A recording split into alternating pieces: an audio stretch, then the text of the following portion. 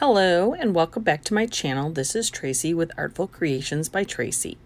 I am back with another design team project for tailor-made cards for you, and this month's theme is Mrs. Darcy. I invite you to visit TaylorMade Cards for You's blog and enter this month's challenge where anything goes. This month's prize is a $10 gift code from TaylorMade Cards for You to be used on her website.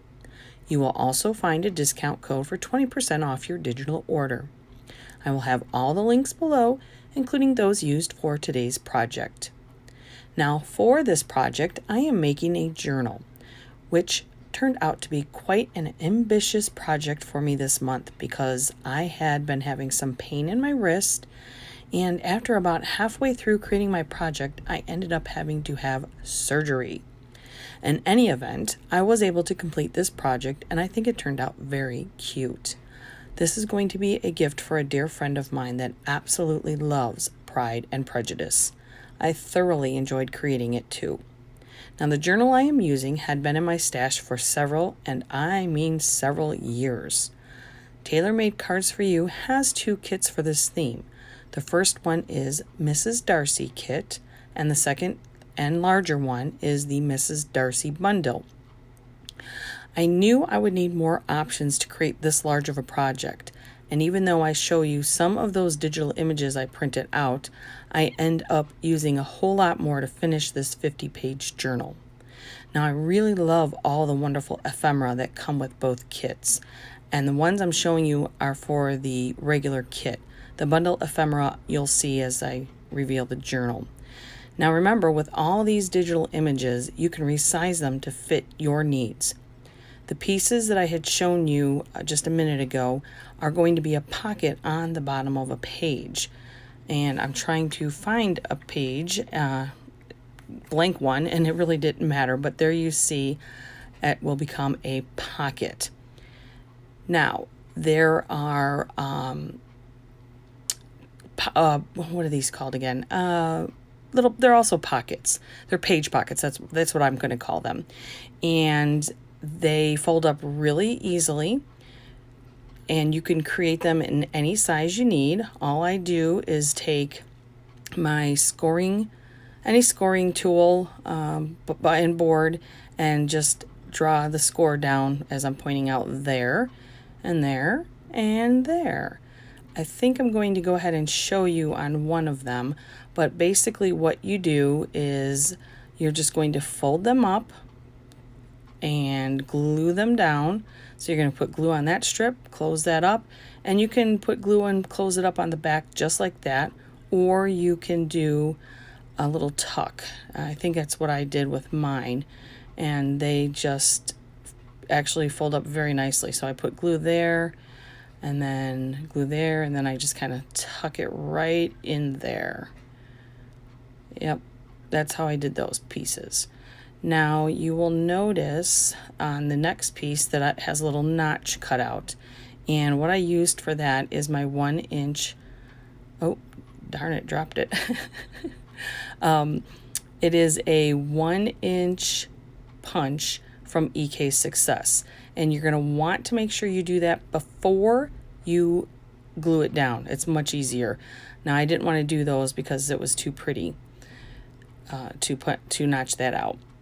Now this piece is a corner pocket, and actually I think this is the one I show you with the scoring tool, that you just score those pieces and it folds under itself. Real simple. Slide it right there on your page, glue it down, and you're good to go with that cute pocket. And now I'm going to show you how to use the scoreboard to make the creases on that corner pocket. Very easy. Just take your scoring tool and draw it down, and you see it on that side, and then you fold it very easily. I take my bone folder and I just make a nice little crease and then flip it over and do it again. And you have to be careful because this doesn't line up perfectly sometimes. And it's okay if you go into your design a little bit because you really don't want that white showing. And then you just fold that again and crease it with your bone folder, and voila. Now you can cut off that little piece on top, but it's really not necessary because it's going to be hidden in the page. And you're going to make sure that you put that on your page before you glue the back side down, because you want that hidden.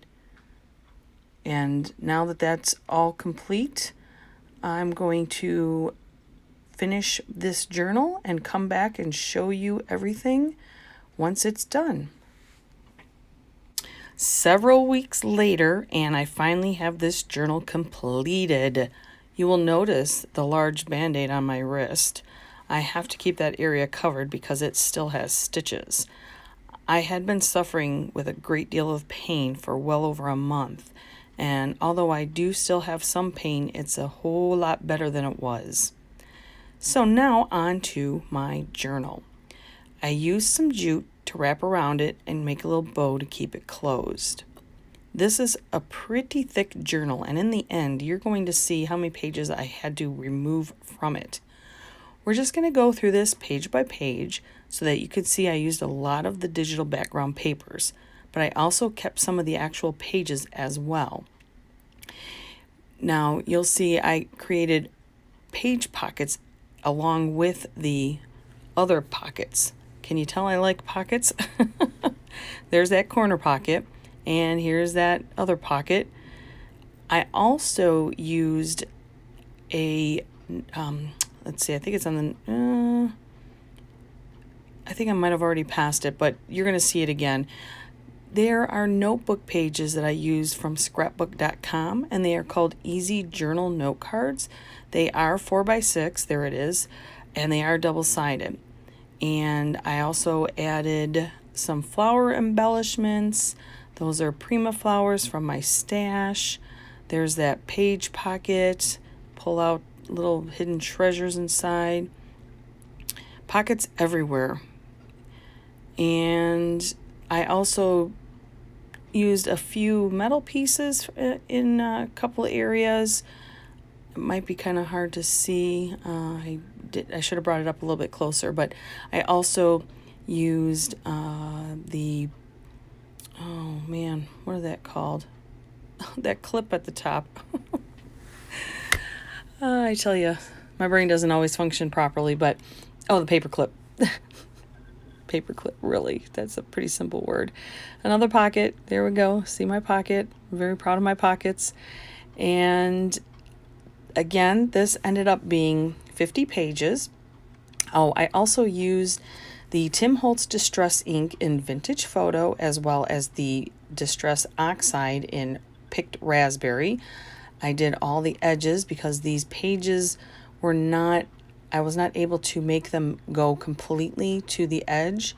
I was not able to pull these pages out the way the journal was made. But I know this is perfect for my recipient, and I hope that you enjoyed this video, and I hope that you will also check out all the other video links below for the other design team members and their creations. And thanks for watching, and I hope you have a very blessed day.